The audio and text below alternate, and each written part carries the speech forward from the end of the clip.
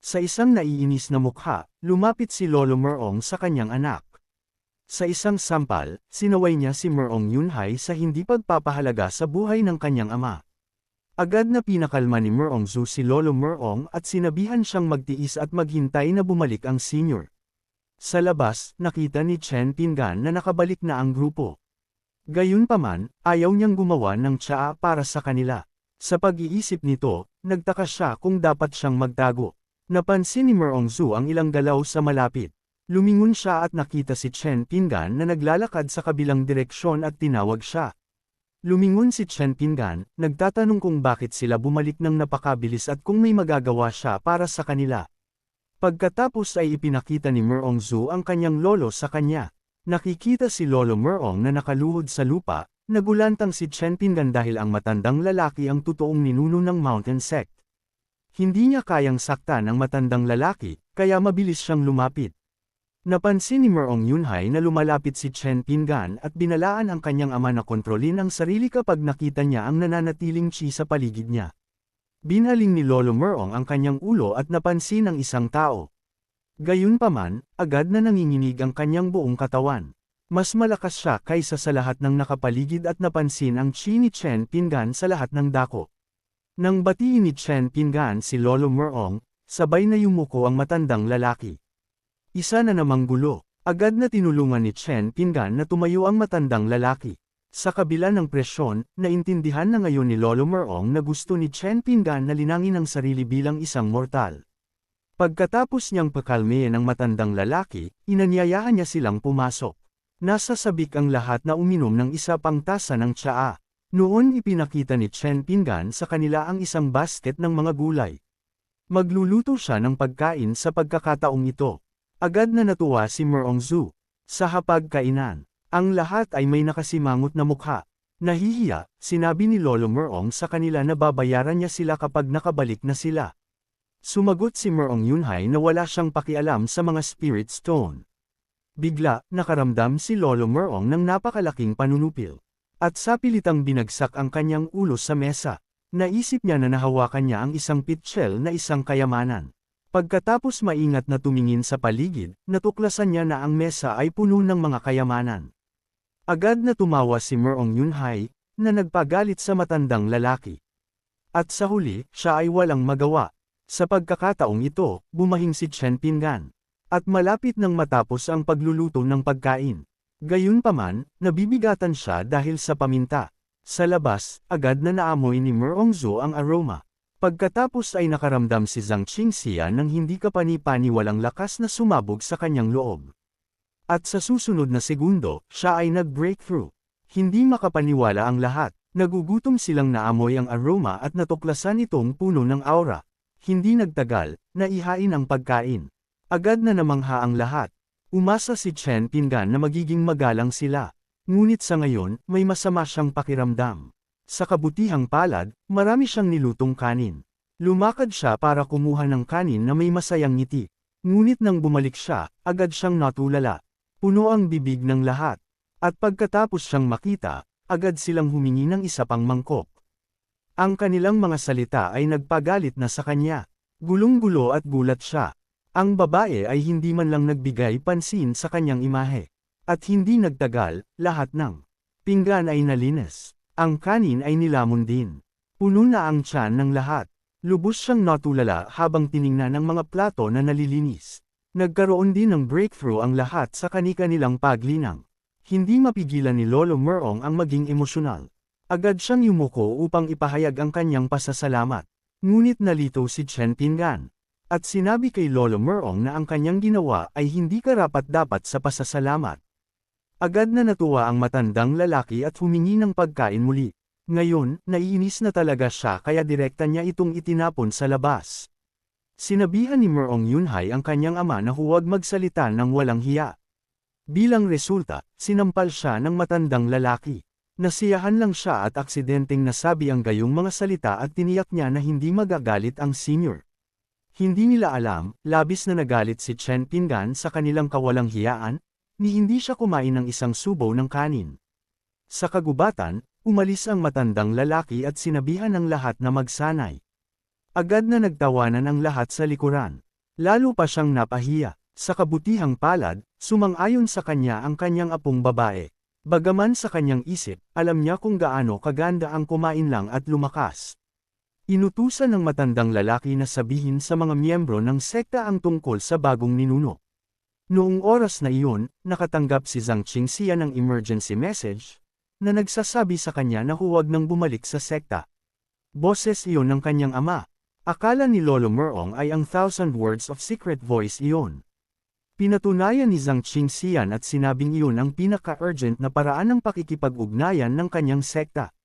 Sa Illusionary Moon Sect, dumagundong ang kulog at kumikidlat sa langit. Isang lalaki ang gustong ilibing ang matandang lalaki sa harap niya kasama ang kanyang sekta dahil sa pagkasira ng kanyang mga binti. Si Zhang Xiaofeng, nakaluhod na ngayon, ay nangangatuwiran na pinarusahan lang niya ang lalaki sa paglipol ng isang buong nayon at hindi niya ito direktang pinatay. Tinanong ng lalaki kung hindi ba siya natatakot mamatay. Sumagot si Zhang Xiaofeng na walang masama sa kamatayan. Natuwa siya dahil ang kanyang anak, na wala ngayon, ay maghihiganti para sa kanya.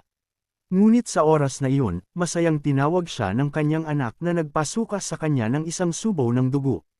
Agad niyang sinigawan ng kanyang anak, tinatanong kung bumalik ba ito para sa hapunan. Sumagot ang kanyang anak na hindi makatarungan kung hindi siya pupunta matapos ang ganoong pangyayari. Pagkatapos ay misteryoso siyang ngumiti. Ang dumating ay nasa first stage lamang ng Divinity Realm. Nalito ang kanyang ama, maging ang lalaki sa lumilipad na platform ay naniniwala na hindi madaling tawagin ang isa pang Divinity Realm person na tulad niya. Ngunit sa susunod na segundo, bumilis ang tibok ng kanyang puso nang lumitaw si Lolo Merong sa kanyang likod. Tinanong niya kung sino ito. Iniunat ni Lolo Merong ang kanyang kamay. Nagliyab ito at inilagay niya sa namumutlang mukha ng lalaki. Pagkatapos ay sumabog ang apoy, na nag-iwan sa lalaki na walang magawa. Tinanong ni Zhang Xiaofeng ang kanyang anak kung sino ang lalaki. Ito si Tio Merong na nasa parehong realm ng lalaking pinatay niya. Umalis si Lolo Merong sa gulo. Sinabi niya sa lahat na mapalad na dumating siya sa oras. Natanto naman ni Zhang Xiaofeng na kasama niya ito at tinanong kung paano siya lumakas. Sa isang nostalgikong tingin, naghanda siyang simula ng isang mahabang kwento. Ngunit nang maalala niyang natalo siya sa pastahan dahil hindi siya naniwala noong una, nahiya siya. Nasabi lang niya ng direkta ang tungkol sa isang immortal na naninirahan sa jurisdiction ng kanyang sekta. At pagkatapos kumain ng immortal na pagkain, nakamit niya ang isang pagbabago. Gustong makita ni Zhang Xiaofeng ang senior. Tinanong ni Lolo Merong kung bakit hindi naghinala ang kanyang kaibigan. Pagkatapos ay sinagot niya na lumakas ang anak niya kahit na basura ito at sa kanilang taon ng pagkakaibigan, paniniwalaan niya ang kanyang mga salita. Sinabi ni Lolo Merong sa kanya na kakalabas lang niya ng bahay ng senior at hindi magandang abalahin ito. Nagpakita si Zhang Xiaofeng ng mukha na puno ng pagdududa. Tinanong niya kung niloloko ba siya. Ngunit bigla silang nakaramdam ng biglaang pagbabago. Ang espiritual na presyon ay ikinagulat ng lahat. Natanto ni Lolo Merong na nagmumula iyon sa lugar ng senior. Natuwa siyang magkaroon ng isa pang hapunan at hinayla ang kanyang kaibigan para umalis. Agad silang nawala sa lugar. Naiwang mag-isa, si Zhang Qingxian ay tanging hiling na may sama. Sa bakuran ni Chen Pingan, may naramdaman na gulo ang manok. Narinig nito ang bulungan ng mga matatanda sa isa't isa. Tinanong ni Zhang Xiaofeng kung bakit palagi niyang pinag-uusapan ang hapunan sa bahay ng senior. Pagkatapos ay tumingin siya sa langit. Isa itong malaking butas na tinatawag na Chi Quake at posibleng may lumitaw na lihim na kuweba. Maglalabas ito ng lihim na realm at wawasakin ang buong bayan. Nagtataka siya kung ang senior ang gumawa nito. Itinanggi ito ni Lolo Merong dahil nagtatago ang senior bilang isang mortal. Pagkatapos ay tumalikod siya upang umalis, nagpa siya na iligtas ang maraming tao hanggat maaari. Sa oras na iyon, may umalangaw na tunog sa lawa sa loob ng bakuran ni Chen Pingan. Agad na lumingon ang mga matatanda. Sa pagkakataong ito, isang ulo ng dragon ang lumitaw mula sa lawa. Sa sumunod na segundo, lumipad ito palabas. Sumugod patungo sa black hole sa langit. Umikot ang dragon at kinagat ang black hole. Namangha si Zhang Xiaofeng, sinabi sa kanya ni Lolo Merong na mayroon ding phoenix kasama nito. Natigilan siya sa lugar. Tanging isang immortal emperor ang makapag-uuto sa dalawang nakakatakot na nilalang. Sa isang kalapit na kagubatan, kumalat ang espasyo. Pagkatapos ay lumitaw ang isang espada mula rito. Tumakas ito mula sa Immortal World.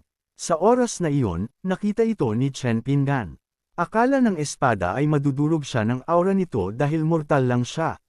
Ngunit sa susunod na sandali, nagulat ang espada. Madaling hinawakan ito ni Chen Pingan. At pagkatapos tingnan ng mabuti, natakot ang espada. Si Chen Pingan ay isang nakakatakot na nilalang sa paningin nito.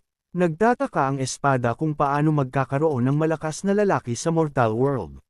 Napansin ang panginginig ng espada, inakala niyang ito ay isang mahiwagang sandata. Inilagay niya ito sa kanyang basket at ibebenta na lang sa ibang pagkakataon sa magandang presyo. Nainsulto ang espada dahil maraming malalakas na tao ang gustong paglangkuran ito noon. Nakita na ang mga gamot ay first grade lamang, lalong nadismaya ang espada. Naniniwala na ngayon na si Chen Pingan ay isang mortal lamang. Naisip din ito na dahil nasugatan ito, madali itong napulot.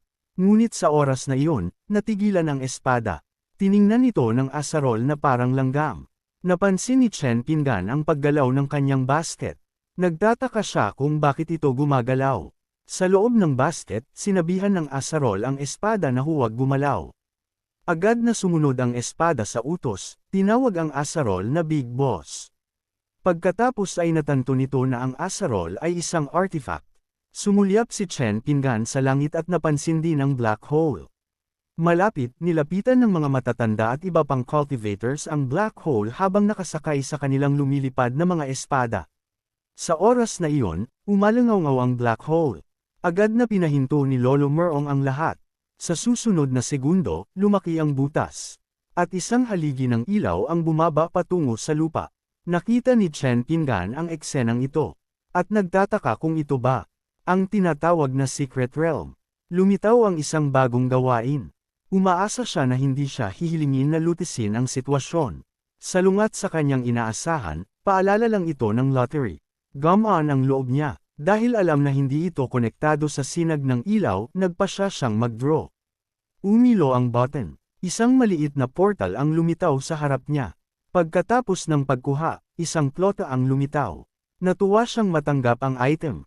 Nagpasya na subukan ito sa bahay, inilagay niya ang plota sa kanyang basket. Agad na napansin ng espada ang plota, isa pa itong artifact. Tanging makapagdasal lang ito na ang lahat ay isang ilusyon. Sa bahay ni Chen Pingan, nakatambak ang kanyang mga gamit sa isang sulok. Ngayon, namumutla ang espada. Puno ng artifact ang butas ng hose. Ang puno ng peach ay mas malaki kaysa sa mga pag-aari ng Immortal Emperor. Ang gold pie sa lawa ay mas malakas kaysa sa kanyang dragon. Ang mga manok ay mas malakas kaysa sa kanyang phoenix. Tiningnan ng mga kagamitan ni Chen Pingan ang espada ng may paghamak, nagdedeklara na wawasakin nila ito kung hindi lang dahil sa kanilang amo. Matapos marinig na ininsulto ng espada ang kanilang amo bilang isang mortal, isang palayok pa ang galit na sinigawan ng espada. Sa sulok, tanging makikiusap lang ang espada ng awa dahil sa pagiging hanggal nito. Sa kalapit na kagubatan, bumulong ng spell si Merong Zhu. Pagkatapos ay sumuntok siya. Gayunpaman, nabasag ang kanyang atake matapos tamaan ang haligi ng ilaw. Agad siyang umungol sa sakit. Sinabi ni Lolo Merong sa kanya na maging ang ikalawang antas ng Divinity Realm ay walang magagawa laban dito. Nagtaka siya kung kailangan ng isang lihim na salita para lumitaw ang pasukan nito. Naisip ni Zhao Xiaofeng na magiging mahirap ito at tinanong kung dapat ba nilang ipaalam sa senior. Gayunpaman, naniniwala si Lolo Merong na gusto ng senior na lutisin nila ito ng mag-isa. Pagkatapos ay sinabi niya na mamaya, malamang na darating ang senior. Sa sandaling iyon, nagbago ang hangin sa paligid nila. Nagulat ang lahat sa biglaang bugzo ng hangin. Sa bahay ni Chen Pingan, nagrereklamo siya tungkol sa ingay. Naiinis, hindi siya makatulog at nagpakawala ng galit. Narinig na may problema sa pagtulog ang kanyang amo, nagpa siya ang kutsilyo na pigilan ang abala. Pagkatapos ay nagbago siya sa kanyang anyong tao. Ngayon, may misyon siyang dapat tapusin. Patuloy na umiikot ang bugzo ng hangin sa paligid ng haligi ng ilaw. Agad na nakita ng lahat ang paparating na figure at inakala nilang ito ang senior. Hindi nila alam na ni Lolo Merong na ito ang kutsilyo. Pagdating niya, nagulat siyang makita ang haligi ng ilaw. Nakita niya itong interesante ngunit nagpa siyang sirain ito gayunpaman. Pagkatapos ay nagtipon siya ng nakakatakot na enerhiya sa kanyang daliri. Sa susunod na segundo, isang spirit sword ang bumaril sa langit. Ang pulang sinag ay sumalampak sa haligi ng ilaw. Pagkatapos nito, natuklasan niya na basura ang haligi ng ilaw. Madali itong nabasag at kumalat ang mga lamat. Dali-daling nagkubli ang lahat mula sa shockwave. Ang nakakatakot na puwersa ay sumabog at binuksan ang lupa. Sa bunganga, isang bola ng ilaw ang nakikita sa gitna ng usok. Sa loob ng bola ng ilaw, mayroong nakagapos ng kadena. Biglang nagsimulang bumali ang lahat ng kanyang kadena. Pagkaraan ng ilang sandali, binuksan niya ang kanyang mga mata. Nang umupo siya ng tuwid, agad siyang ngumiti. Sa labas, agad na may napansin na kakaiba ang kutsilyo. Like, comment, share, and subscribe naman dyan mga itudo. Maraming salamat po.